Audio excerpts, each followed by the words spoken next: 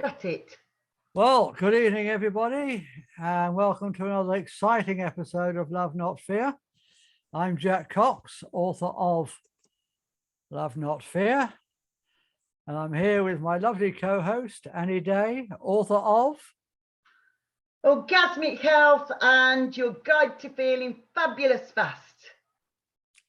Lovely, and Andrew's here with us tonight as well. So good evening, everybody. Good evening. I hope you're chipping. I like the beach background. That's very lovely. Oh, that's Bridlington yesterday. Was it? Looks yummy. Looks really scrummy. It was great. Yeah. I've still got a wee bit of a cold, not nearly as bad as it was. So I'm going to be letting Annie do most of the talking tonight. I hope that's okay with you, Annie. Absolutely, of course. Okay, you're going to be talking about star seeds. Star seeds, take it away. Okay, so most star seeds are old souls and have lived several lifetimes on Earth to prepare for the time of ascension that we're in now. So we're all getting ready to help with the ascension process, not just for ourselves, although that's where we need to start, but also for everybody else as well. However, you may not know your grand mission until you've had your awakening, which I think most of us have had prior to today anyway. I think most of the people that watch this show have already had their awakening, yeah. Absolutely, of course. I'm sure Andrew has. Yeah. And most of our soul family have as well, haven't they? So I think most of us here are star seeds. Yeah, got to be, haven't we? I didn't know much about it, and then in 2000 I went to 3 separate mind, body and spirit shows, and 3 different people completely unrelated told me that I'm a hybrid from Venus and Sirius. So I'd no idea what that meant at the time, but then I did a bit of research on it. In fact, I did a lot of research on it.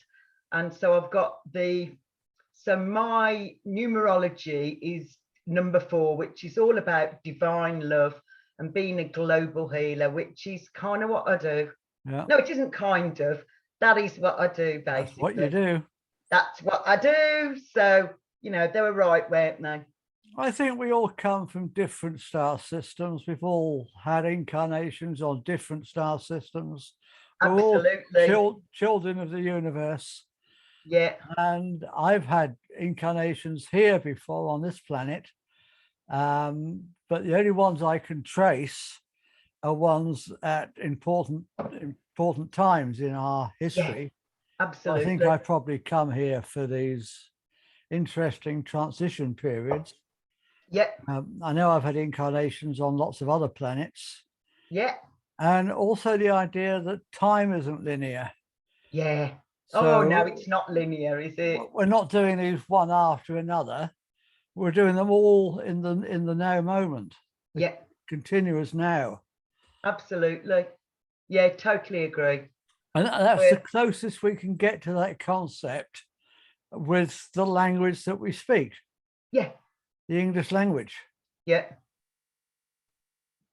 Yeah, it doesn't really do it justice, does it? No, not at all. Time's a Kabbalion construct, really, isn't it? Yeah. Actually, time's happening currently. The future is happening.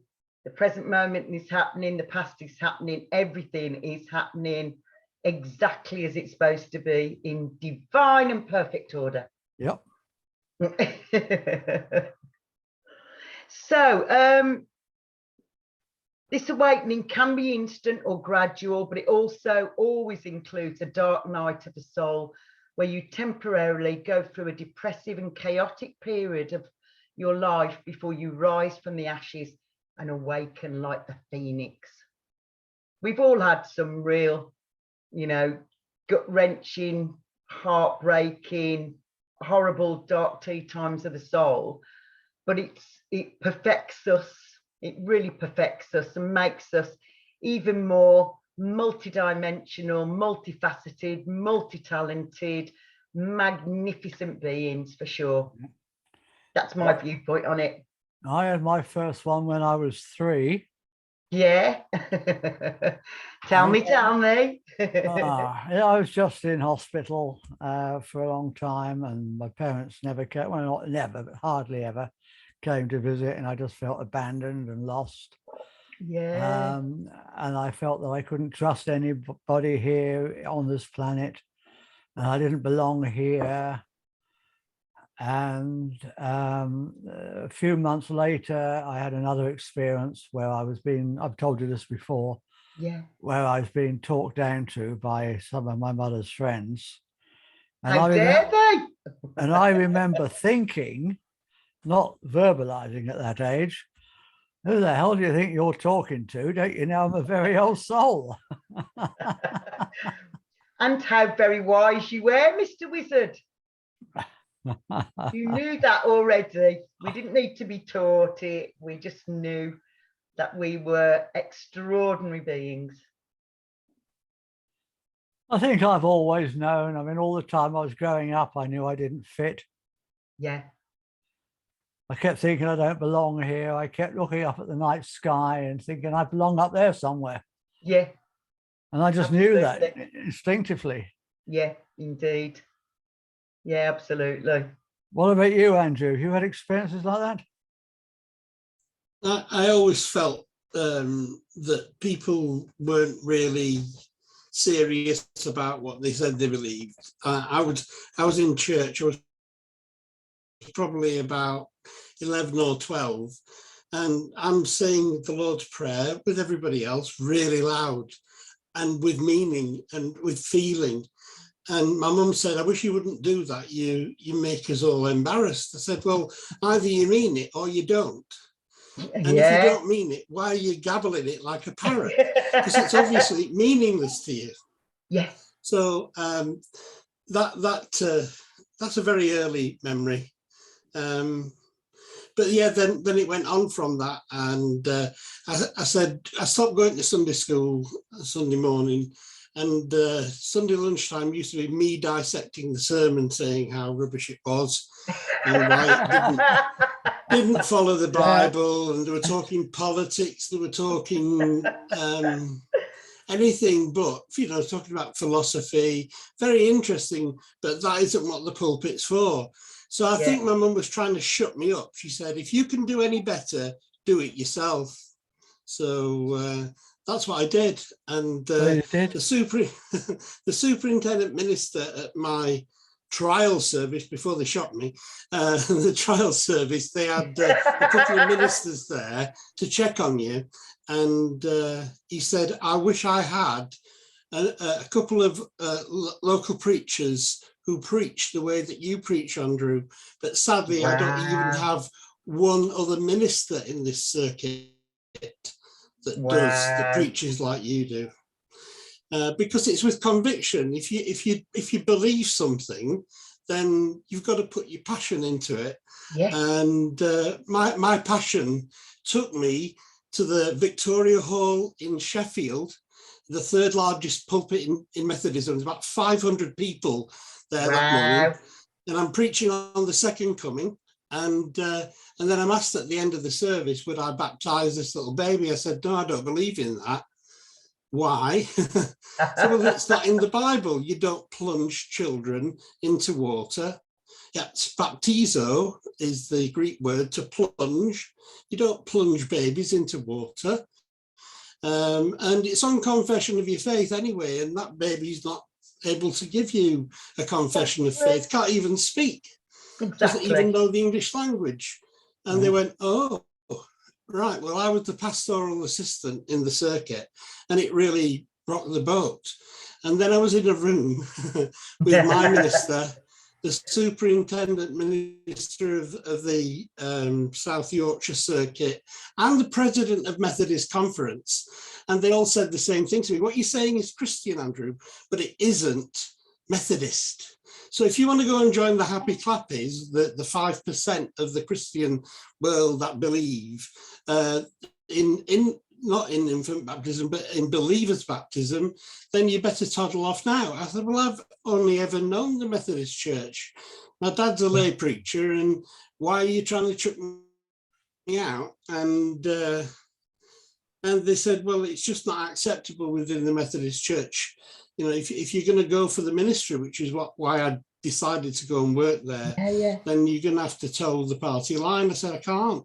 My beliefs won't allow me to. Good man. So, like I say, you know, I've stood out from the crowd right from the beginning.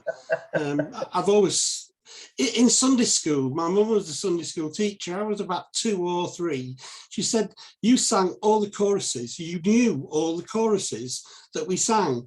And most of the other kids were just looking out the window. They didn't know them. And from a very early age, you knew everything that we were teaching. I'm going to tell you a funny now, true story. My mum was approached by a lady whose son was in the Sunday school class with me, and she said, "My son brought home a drawing of a tortoise after last Sunday school, and I wanted you to tell me what you'd been talking about." And my mum said, I'd never mentioned anything about a tortoise. And the little boy said, yes, you did. You said the Lord Jesus taught us. You know, children know what you're talking about, even if you don't. I love the tortoise. Yeah. It's true. I'm not making that up. That is a true story. No, it's too credible. I'm going on mute. Thanks, Andrew. That was brilliant. Well, do you want to carry on with your presentation? I do. So most star seeds on Earth are from the Pleiades, Sirius, Orion, Arcturus, and Andromeda. You might think that's pretty unlikely that you are one. However, star seeds are not rare. There are currently billions of star seeds on Earth now. And the fact that you are listening to me talk about this means it's even more likely that you are one. Just like many other people, I first came across the concepts of star seeds in a dream, and it resonated deeply. Plus 4 different people at Mind, Body and Spirit shows, unsolicited, told me I'm a hybrid from Venus and Sirius. And as it was, you know, big gaps of time, it wasn't the same person. They just offered this information so that I would know that I'm a global healer and truth speaker and light worker, as well as a star seed. So star seeds are usually highly sensitive. I think we'd all put our hands up to that one. Yeah. You easily feel overwhelmed and drained when you're placed with many people and with intense stimuli like shopping malls, clubs, etc. So literally, it's too much for us. Absolutely. You might also be sensitive to stimulants like coffee, alcohol, and dark chocolate. I put my hands up to the dark chocolate, not the others. But the dark chocolate and I are frequent flyers. We're frequent flyers, as one of my friends used to call it. You are sensitive to scary and violent movies, video games, and make a point to avoid them. And again, that's why we avoid the news. Yeah. You know, we've talked already, haven't we, Jack, many times that you and I haven't had a television for eons. So, you know, part of that reason, I know for me, was that I couldn't stand to watch what was happening, basically. It was far too scary. And I realised, even as a teenager, that when I watched the television, especially the news, that it was lowering my energy and lowering my vibration. I just really got that very, very strongly. I don't know what really, because I don't watch telly very often, but occasionally if I'm in the gym or somewhere and they've got it on, or if I'm in the pub and they've got it on, or a restaurant, and it's the adverts that bring me down. Yeah. They're so mind-numbing. Yeah. They're so stupid. Yeah. They don't aim at your intellect at all. No. They just, absolutely. And I just feel like it's, I don't know, like I'm stuck in polystyrene, you know. Yeah, absolutely. Get out, I just want to break out. The television with those programs, baby. And the adverts are, as you say, programming people to buy a certain thing or do a certain thing, or to feel guilty about not buying this latest product or whatever it is. So yeah, I think we've been very discerning, haven't we, over the years? So yeah, they've all got the Rachel's coming on. oh, perfect. This is your You'll friend love Rachel. Hi, Rachel. I'll give her a minute to come on. Oh, I'm peaking too soon. So unlike me. Hello, Jack. Rachel. So unlike me. Hey, Rachel. Does she need to unmute? If she wants to. Do you want to unmute and then you'll be able to contribute? We'll call it. Yeah. Anyway, it's great to have you here. Thank you, Rach. And he's just telling us all about star seeds.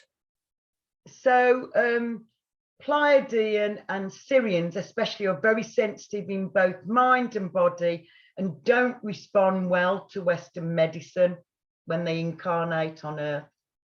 And again, I'm going to put my hands up to that. Yeah. I've been a million times better since I really got involved in 1998 when I'd fractured my coccyx and my pelvis. And I was in all sorts of trouble. And I've been told by the lovely people at the NHS, particularly my doctor, that I'd never walk again. And I remember coming outside the doctors and just saying to the universe, this cannot be right. This just cannot be right. And then a few moments later, one of my friends came past and told me I just needed to see his acupuncturist. So having been told after 6 months that I would never walk again, I'd always be in pain, I went to see the lovely Victor Wrong for acupuncture, and it was a 2-hour consultation, half an hour's treatment, and I walked out of there. So I know that, you know, that's certainly true for me, that I don't do well with Western medicine.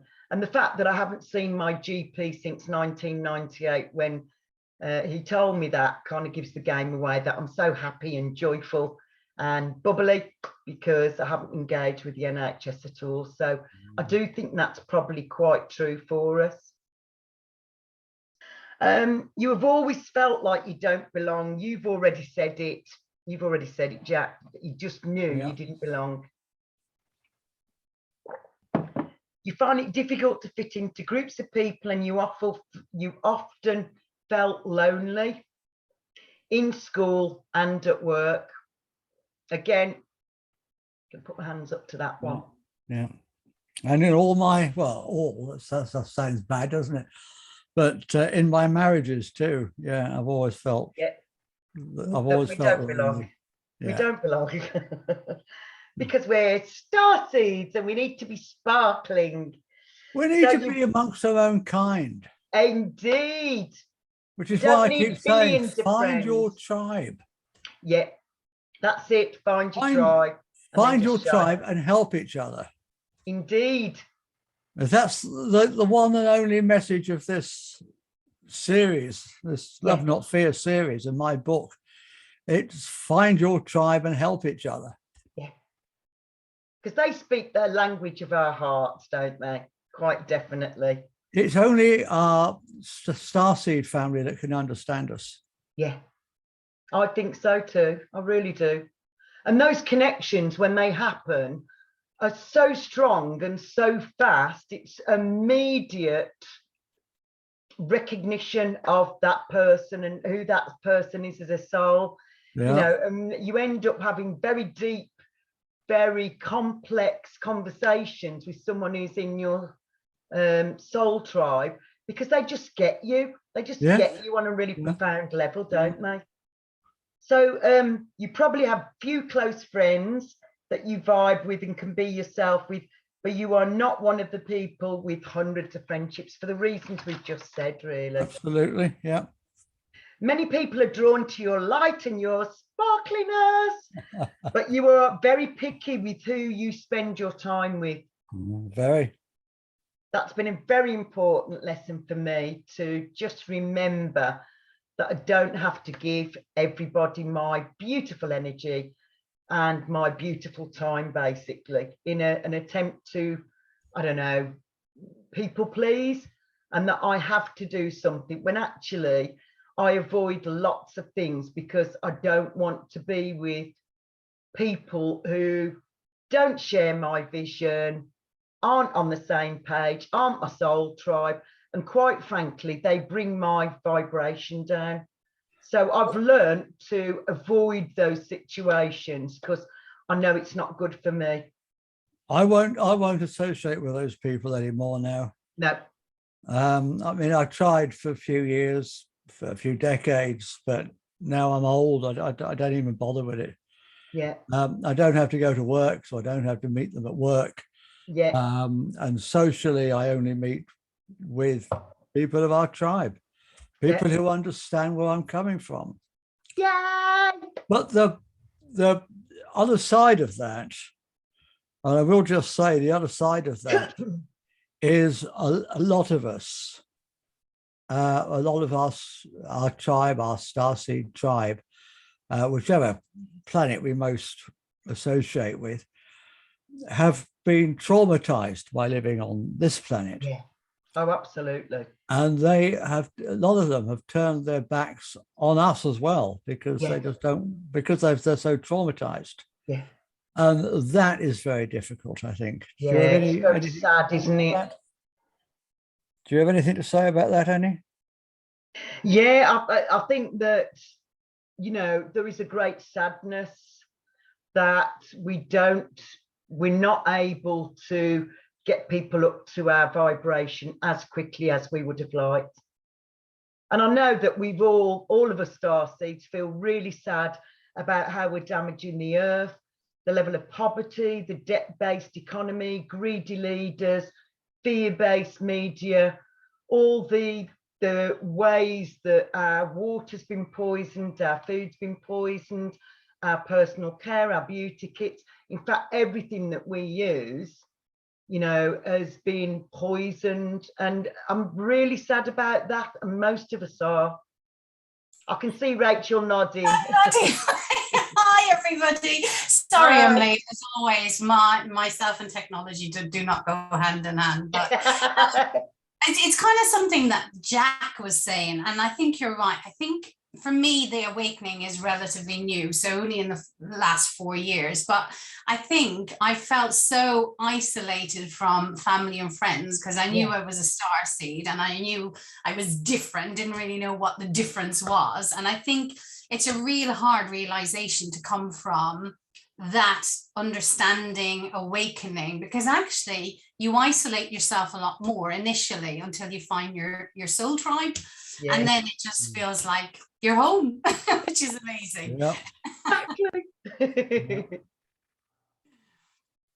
So the other thing about us starseeds is we're critical thinkers and we're intelligent, stunningly intelligent, and we're not everybody's cup of tea because of that. Often we're very articulate as well, and we have a really good command of our beautiful language, basically, and are able to express ourselves really well. Starseeds are usually smarter than the average. However, this doesn't always translate into good grades in school. No, it didn't. No, it didn't. Absolutely. I may not give the answer that you want me to. Yeah, absolutely. You are into holistic health. We are, all of us starseeds aren't really into allopathic Western medicine, but we are very much into that beautiful vibration of holistic health, basically, and natural remedies. You prefer to use herbs, sound healing, Sechem, acupuncture, and other natural options that don't have the nasty side effects and that go deeper than just hiding the symptoms. So we don't want a plaster. We want to get to the underlying cause of why we are in disease states, basically. So again, that's what starseeds are into. And the underlying cause, in my opinion, is always our thoughts and expectations. Absolutely. You only have to read people like Dr. Bruce Lipton that we've talked about previously, or Louise Hay, You Can Heal Your Life. She's a metaphysical healer, and she says, and I believe this, that we can heal ourselves with positive affirmations.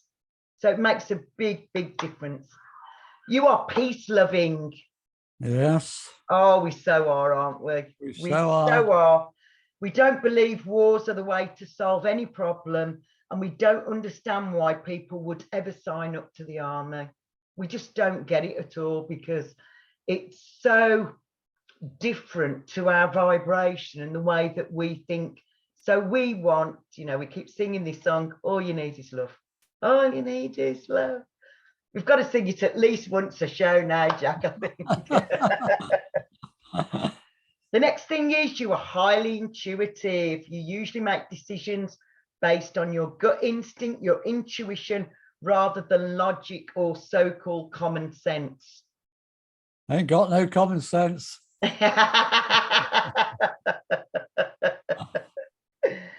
You are good at reading between the lines. I think that's what makes us so good to talk to, because we don't just listen to the words and the nuances that the person's using, but we do read between the lines, and we know what they're emitting when they're talking to us. So it means a far deeper conversation with anybody that we're talking to, because we're not just listening to what they're saying, we're listening to what they're not saying as well. Yes.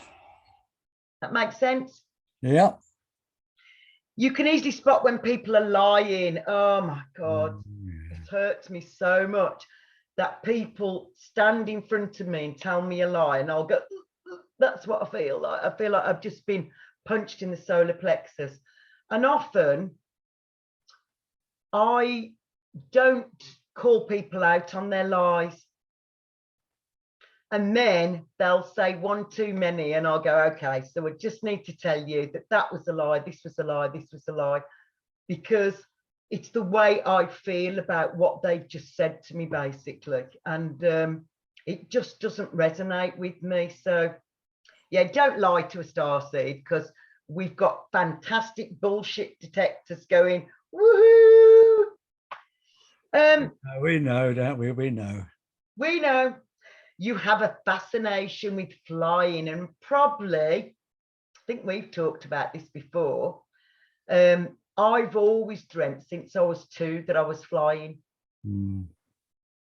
So again, starseeds dream about flying. I remember the first time I saw Avatar, it was like he'd looked inside my head and seen my dreams of how I want the earth to be and how I don't want the earth to be as well. But actually plugging into your dragon and flying off, I've done that so many times since I was a little kid, and you know, recently as well. So yeah, I'm not surprised that that's one of the things that denotes a starseed. Yeah, I do a lot of flying in my dreams, or I used to, but not so much recently. Yeah. I don't know why it stopped, but I used to, you know, no bird or dragon or plane, just me, just soaring through the. Wow. Through So the you were air. doing Superman. You were doing Superman. Yeah. Superman just flying. You are a critical thinker, which is what we've already said. You probably love the movie The Matrix, and if you were in the movie, you would pick the red pill any day. Ignorance is not bliss, according to you. No. There we have it. I don't think I've ever been a blue pillar. That sounds like pillow, but you know what I mean. So yeah, I've always ever been a red pillar, and maybe that's my parents, the family I was born into, but also just having that bullshit detector that when I read something or watch something, I'm like, really? And we know straight away whether that's a true representation of what we're being told.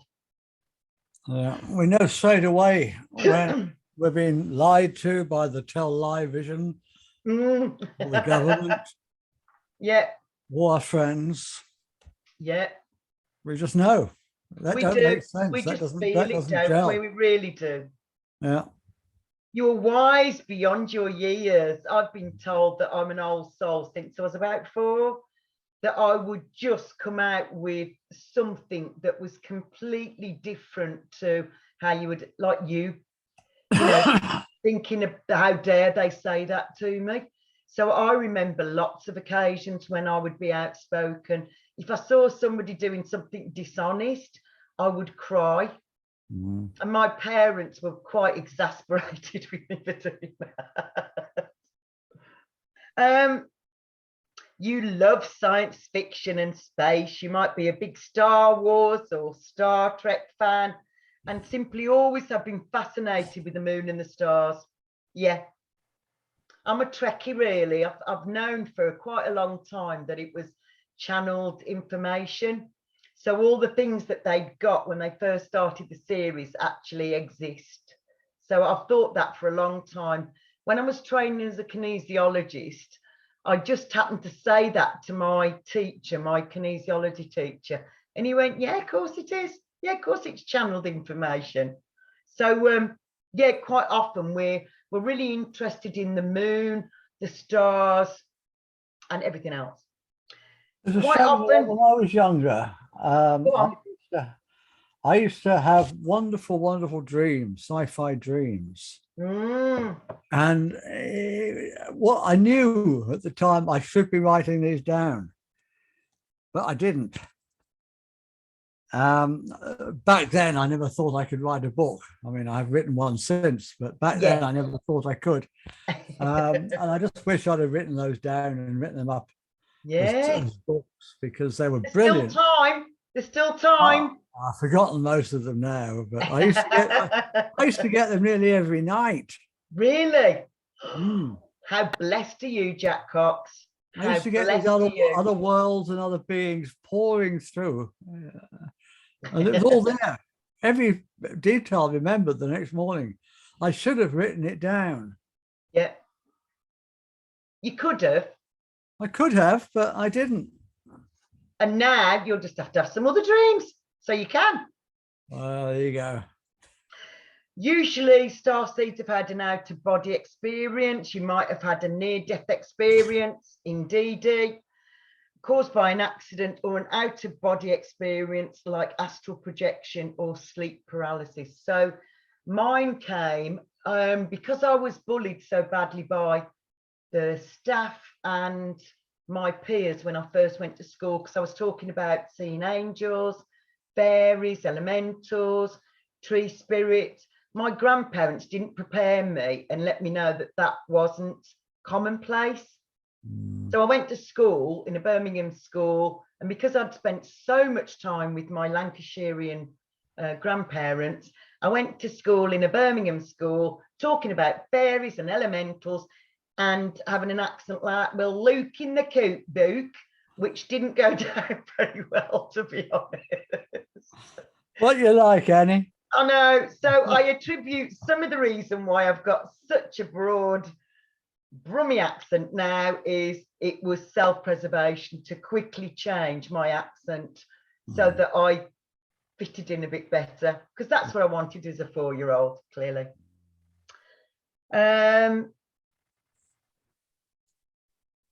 And I think that when as a 4-year-old, because I was ridiculed for talking about fairies and angels, I think I shut down all my spirit, or as many of my spiritual gifts as I could, to not draw attention, because I was being told I was mad, I was naughty, I was all sorts. So I think I really kind of dumbed down my spiritual gifts. And then one day when I was 44, I'd gone to talk to social services and to do a presentation on the effects of witnessing domestic violence on children, as I was a children's worker at the time, working for children in need. And I was just turning into the car park, and a car rammed into me, pushed me into a lorry, and for all intents and purposes, it was game over. And I remember, as my life flashed in front of me, screaming, I'm not ready at the top of my voice. I'm not ready to go yet. And basically, all my gifts came flooding in within that next 3 weeks. I was seeing visions that I hadn't allowed myself to see. I was getting intuitive, just downloads all the time. And it was just like the universe had gone, right, if you're staying, you've got to use all your spiritual gifts now. So I do know for me, that out-of-body experience was pivotal with who I am today, basically. You feel like you have a mission in this lifetime. That's us star seeds, we do. We just know we're here for a really important reason, don't we? Sometimes you might not have a clue what it is. You just feel an urge and a responsibility to help the earth and humanity in some way. And I know a lot of my soul tribe, we've talked about this endlessly, that actually we do know what we're here for. We're truth speakers, we're light workers, we're star seeds, and we are meant to be talking about what people don't talk about and giving people hope, as well as healing people as well globally. Just do what you can do with the resources you have available. Absolutely, Jack. And the next stair on the ladder, rung on the ladder, will become visible to you. Yeah. As you move forward with what you have. Yeah. I mean, absolutely. I didn't know what I was going to do. I wrote that book. And years later, I started this channel. And, you know, I met you. And this is what we're doing. We're just trying to push out the message of love and hope. Yeah. And raise people, our own and other people's consciousness, I think. We're just trying to counteract all the negativity in the world, I think. Indeed. And if we're meant to serve on a higher level at some later time, then the means will be made available to us, I'm sure. Yeah. Oh, absolutely. As soon as we tell the universe what we want, it goes, oh, you mean like this thing I'm just giving you right now. So, yeah. You have psychic or paranormal abilities or both.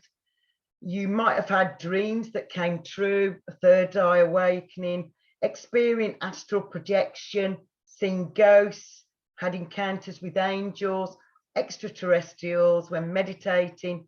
Contrary to popular beliefs, you don't need to have had any encounter or psychic powers in any shape or form to be a starseed. You love nature. You are at your most perfect and your most happiest when you're in nature. Yeah.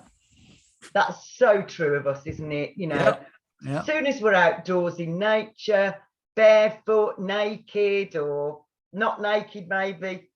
Well, yeah, naked's best, isn't it? Let the sun see your body. So, naked preferably. Yeah, absolutely. But in all this also being with trees as well. Yeah, we don't need all this, and we certainly don't need shoes, do we? You feel very drawn to woodlands and feel it's important to be in nature every day, which we really do, don't we? You love camping or going on forest walks. You think it's important to eat good quality, natural foods, preferably organic and alive. For me, the ocean is a must. Oh, absolutely. And again, it's so grounding, isn't it? Yeah, absolutely. Just that cold water when you get in, just immerse yourself. Yeah. Incredible. That Wim Hof stuff, baby. I love him. I've been doing it for years. Like I used to, until 7 years ago, go to Wales, and I would dive into the sea at midnight. There would be snow on the beach, there'd be snow on the hills as well. And I would dive in, and straight away my other beautiful temperature gauge would kick in straight away, and I'd feel really hot. But it was just such an amazing way to detox and start the new year. I could see you doing that, Rachel. Well, I'm Irish, so it has to be cold water. It's not Indeed, baby. So you are very spiritual. You believe in a divine being, that we are all one, but you don't adhere to any specific religion. I don't think that we're into religion. I think we're much more likely to be into a broader spirituality, which doesn't stop us being Christian or Buddhist or whatever we've decided suits us most. Taoism is what really resonates with me, and Buddhism, if I'm honest, but Taoism more, because it's all about there is no right, there's no wrong, there's no good, there's no bad, there just is. It's all in divine and perfect order. And I try and adhere to it. Some days I slip off the wagon, and some days I manage to do it, basically. You love talking about the supernatural, paranormal, and you keep people close who you can have these types of long, deep conversations with. You love animals, and animals adore you. So it would kind of explain why I've got so many squirrels in my garden, a resident hedgehog, so many birds. I haven't actually got a pet as such, but I have got all these lovely animals that just come and stay basically at Heaven Sent Bliss. So I do know that animals pick up on our vibration, and even when I've been told that, you know, a dog doesn't like women with dark hair or red hair or whatever, they love me. They absolutely adore me. So yeah, so I do think that that's true. You love unconditionally. Unconditionally has to be unconditional. Has to. We haven't been loved unconditionally for most of our lives, and we've got to start by doing it for ourselves. We've usually been loved conditionally. If you do this, I will love you. If you do that, I will love you. Whereas we need to love, forgive, and accept ourselves unconditionally, and love everybody else unconditionally as well. Yeah, absolutely. If it's not conditional, if you put conditions on it, it's not love, it's trade. No. Thank you. My point exactly, Jack. I would say exactly the same. I love people, and it's everything. And it doesn't matter what they do. I love them just the way they are. Yeah, absolutely. Even if they think I'm weird, you know, it's most people think I'm weird. I kind of wear it like a badge of honor now. When people tell me I'm mad, I'm like, yeah, okay.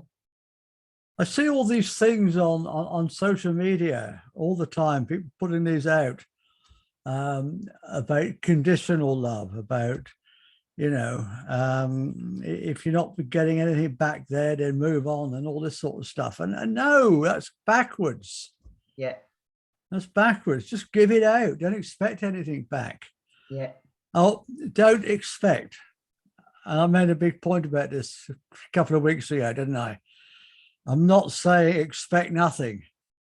No. If you expect nothing, you'll get nothing. Bring it on, universe. I want unconditional love and pleasure.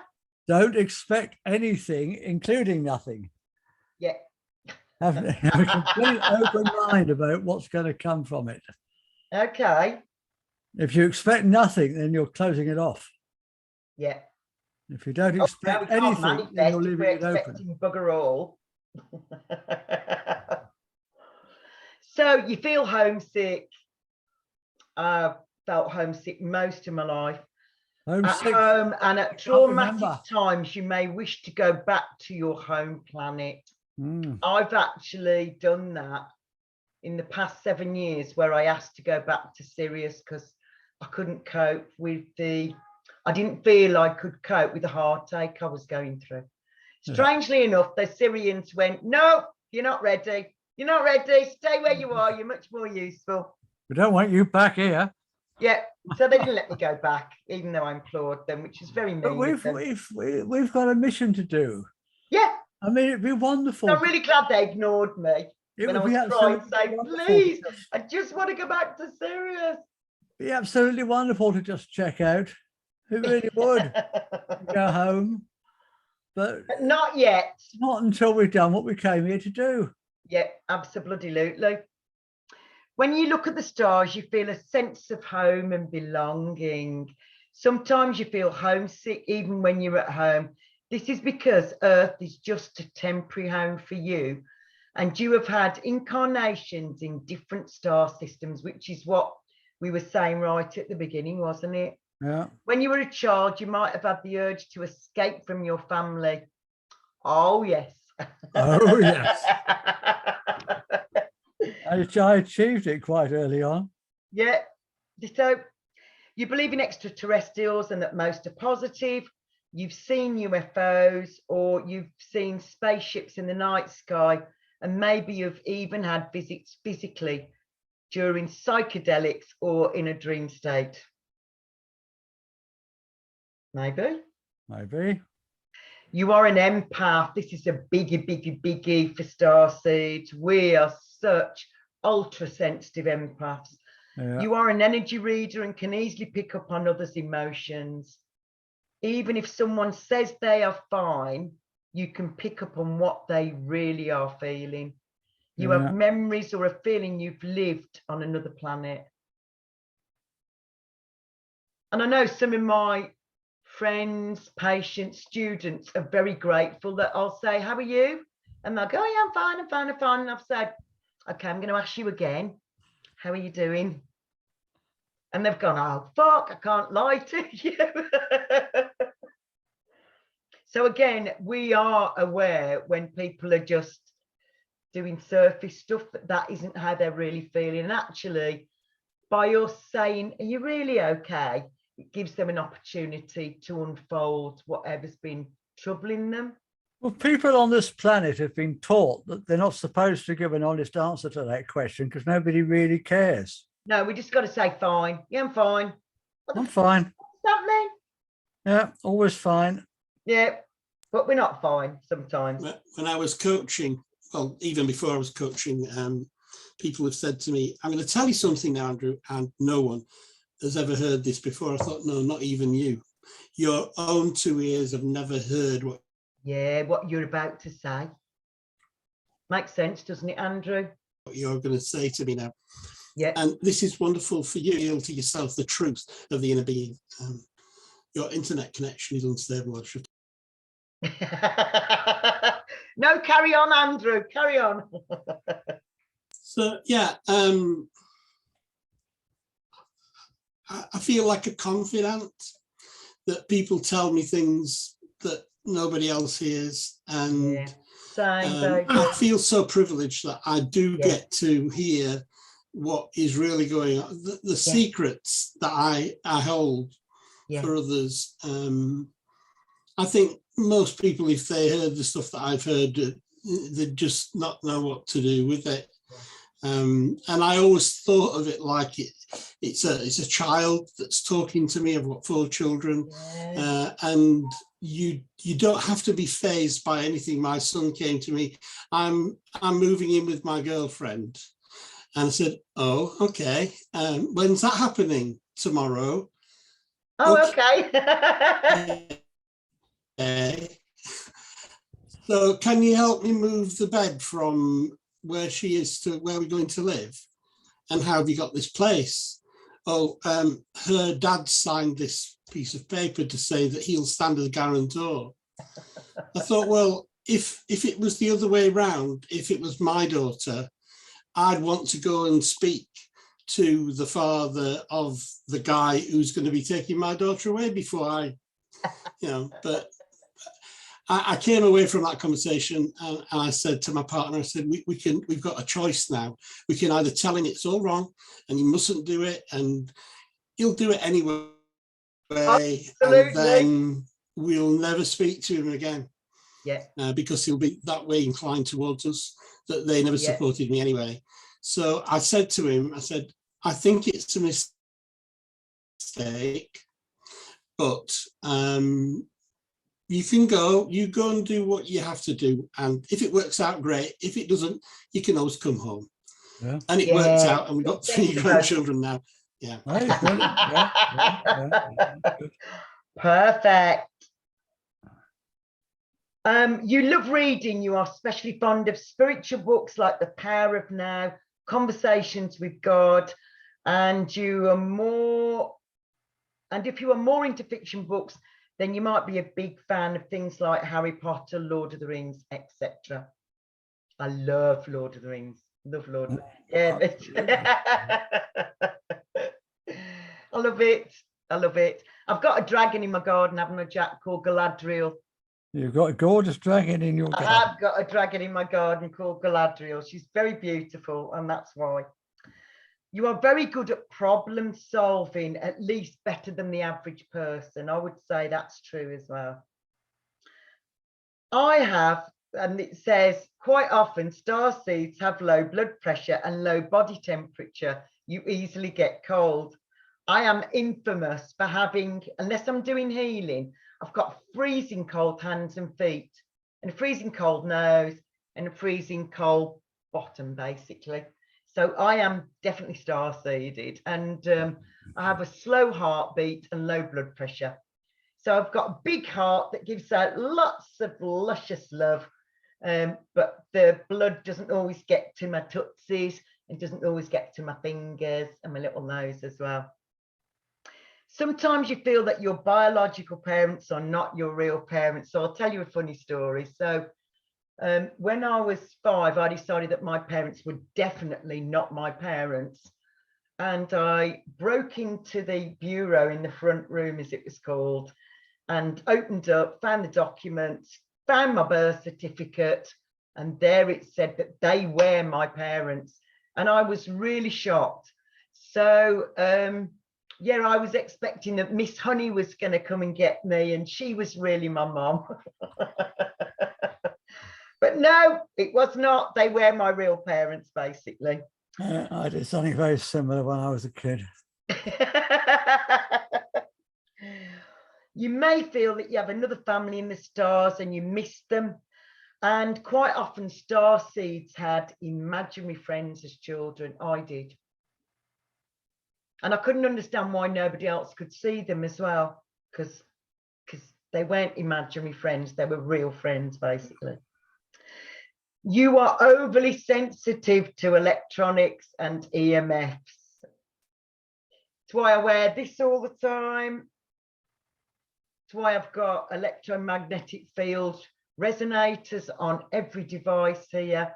Why I've got a Wi-Fi blocker in my bedroom and all sorts of other things, because I really, really find it difficult to cope with EMFs, basically. You have a feeling that you've lived many lives. I think that's fairly true of all the starseeds. We know this isn't our first trip around the earth. We know this isn't our first excursion to the earth. You strongly believe in reincarnation. I know a lot of my soul tribe, we just get it, that we're reincarnated souls, basically. I've always just known. Yeah. I can't pinpoint any time when I was told. I just always knew. Yeah. My grandparents explained it to me, and because they did it in a very pictorial way, they said, so you've got this body, this car, and when you're in the astral plane with your maker, you say, right, I want to learn unconditional love, acceptance, forgiveness, whatever it is that you came here to learn. And then when you've learned all your lessons, you go back to your maker and you get a new car and a new lot of things that you want to learn. So because they did it in that kind of very graphic visual way, I just got it straight away. So I have always believed it. You have experienced deja vus many times. You are a dreamer. You daydream a lot. Guilty as charged. You have big dreams for your future. You might also be into lucid dreaming. So you believe in karma. You make sure not to create more karma and follow the golden rule of treating others as you would wish to be treated. Yeah. Annie, I don't know whether you mention it, but I know a lot of my star-seeded friends talk about that crave for freedom as well, that we just really struggle to be confined within, well, work or, you know, anything that kind of puts rules on us, because we're just not there to. So I think very quickly our despise for the government is quite. Most of the people I talked about is just, they just can't, you know, they have such massive life purpose and want to make such change on earth that they can't abide being kind of constantly pushed down and dictated to. Yeah, absolutely, darling. Yeah, we're freedom fighters, aren't we? I call myself a love anarchist. Oh, I like that, Andrew. I love that. That's my new term. Yes. Because the anarchy is, I don't fit in with you. I don't acknowledge any of your rules. There's only one rule, and that's to love. So I'm a love anarchist. That's good. I love it. I'm going to steal that. Yeah. I'm going to steal it. Well, I'm not even going to steal it. I'm just going to have that. A love anarchist. I like that. Touch is one of your primary love languages. Oh, yeah. That's why it was so difficult to do lockdowns and all the other nonsense, because we weren't getting as many hugs as we should have been getting, basically. And we need that interaction. We need to have hugs. Hugs are so good for us. I never took any notice of that. Touched and hugged. I never took any notice of the lockdowns. I just carried on doing my usual thing. Yeah, but you know, like we'd go shopping. At the time, I got a job working for a charity, and I'd have to queue 6 foot apart, my fellow beings. There was no hugging allowed. There was no, because there were cameras in the place I was working as well. And there was big notices everywhere, no hugging, no touch, all this horrible stuff. That I remember one of my lovely residents said, Annie, I just need a hug. And I went, okay, shut your bedroom door and we'll go in the loo because there's no cameras in there.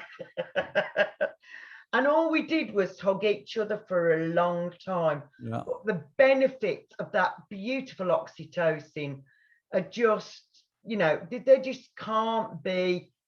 They can't be expressed enough, really. We need that oxytocin. One of the rules was not to touch your face.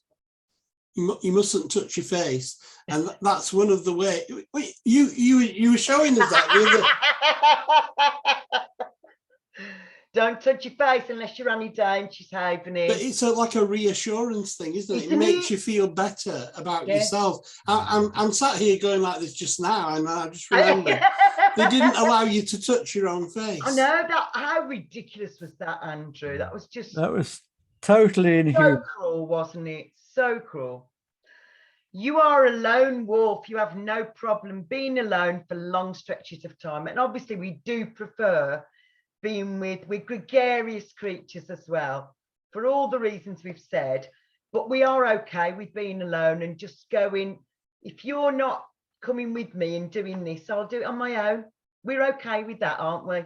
For sure. If I can't be with my soul tribe or members of my soul tribe, and I still prefer just one at a time, I don't like big crowds. Yeah.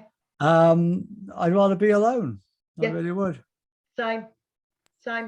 I think we need to detox as well from, you know, because obviously if you're not with your soul tribe, I feel that sometimes I'm like, my energy is being sapped by other people. So I just need time by myself where I can almost rejuvenate.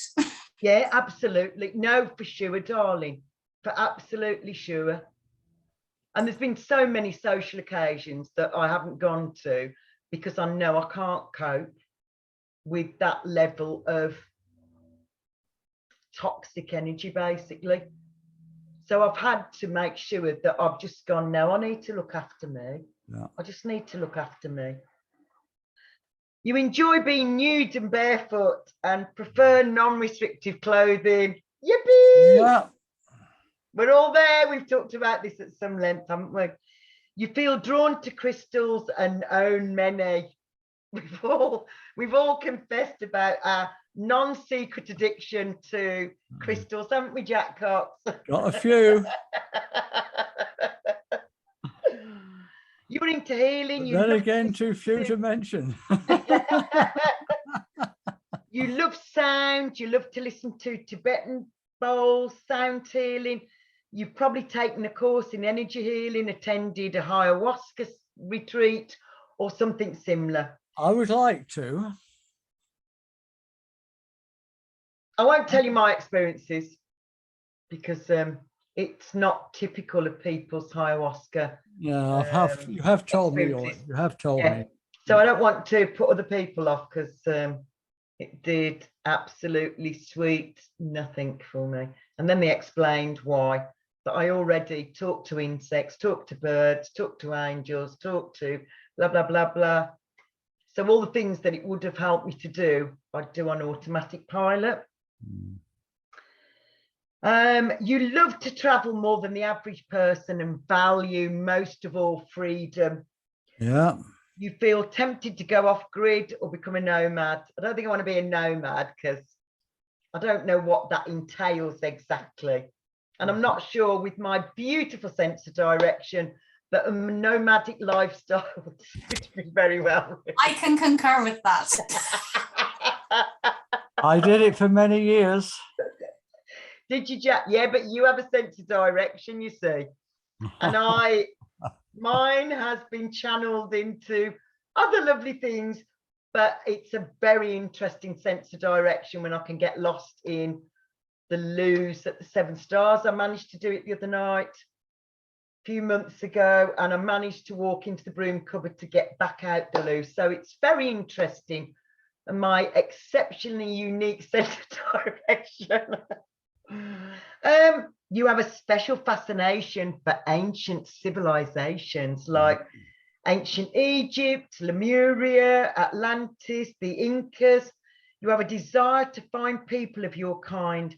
You feel a need to find your soul tribe. That's what we've been saying all program. You might join meetup groups or retreats in high energy places. You have a deep spiritual conversations from the heart with them, and you know that your soul tribe will not judge you. You feel you can trust them completely. You feel these people are here to help you on your mission as much as you are here to help them on theirs. Yeah. So, shall I tell you a bit about Arcturians? Yeah. Arcturian starseeds have an incredible ability to use their physical senses. This makes their experiences on this planet rich with colour, vibrancy, experience and memories. For that reason, they generally have a pleasant life in human form. Although Arcturians are hard to tell apart from other humans, their differences become apparent when you analyse the way they carry themselves.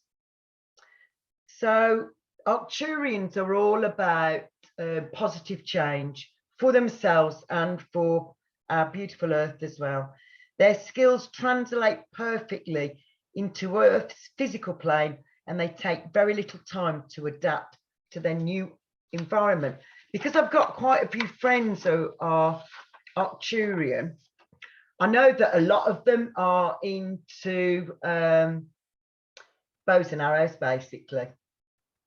All the people that I know are really, really into archery.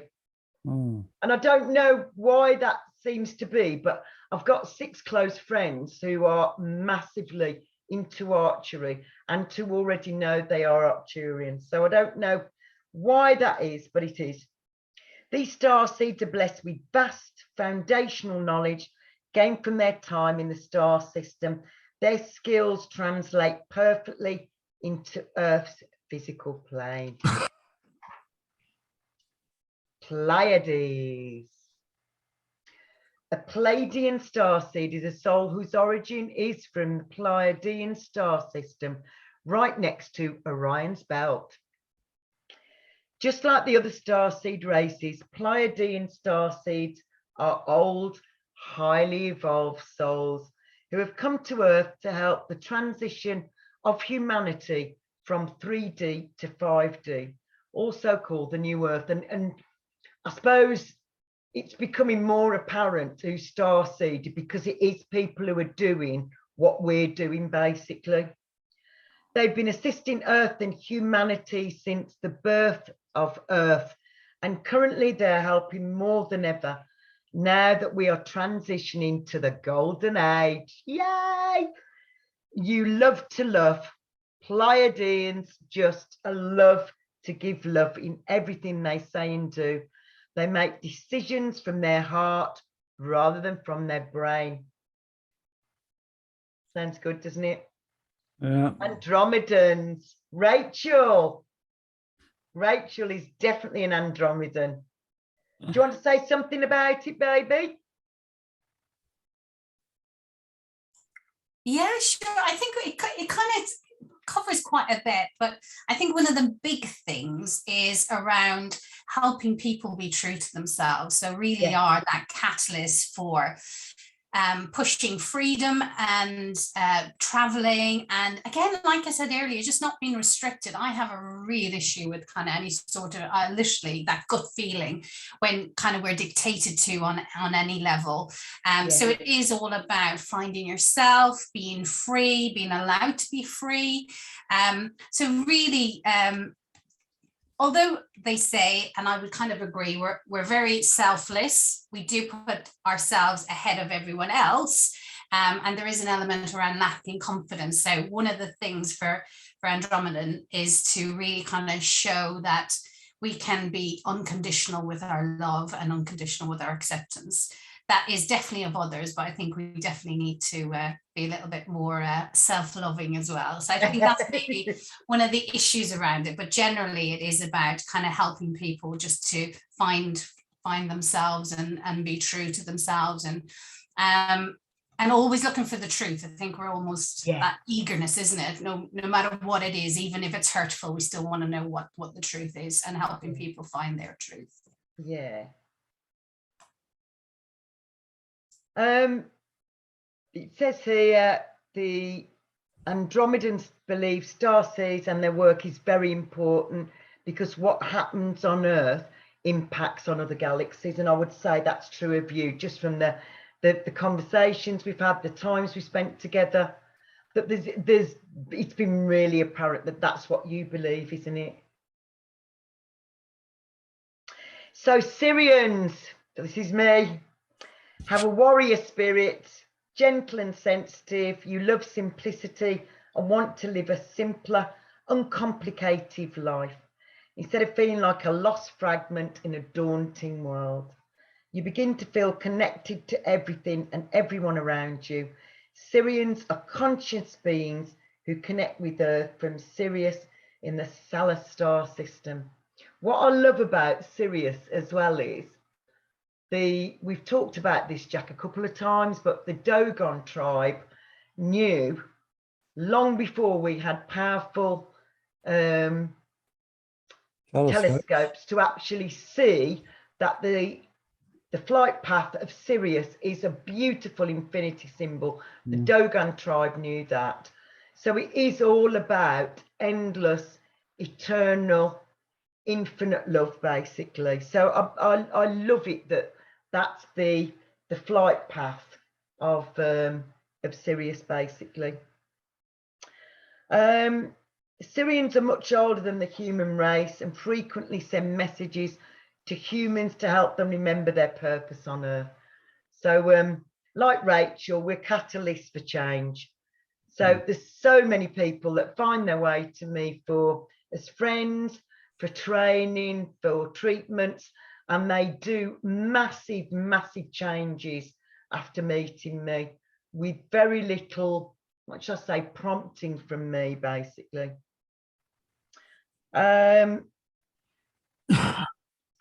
Syrians are thought to operate on a high vibrational frequency than the current frequency of planet Earth.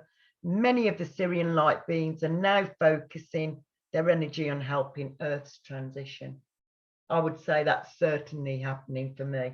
And again, it reiterates that they feel the cold, they've got cold hands and feet, and they often have low blood pressure. So it seems to be a thing for us Syrians.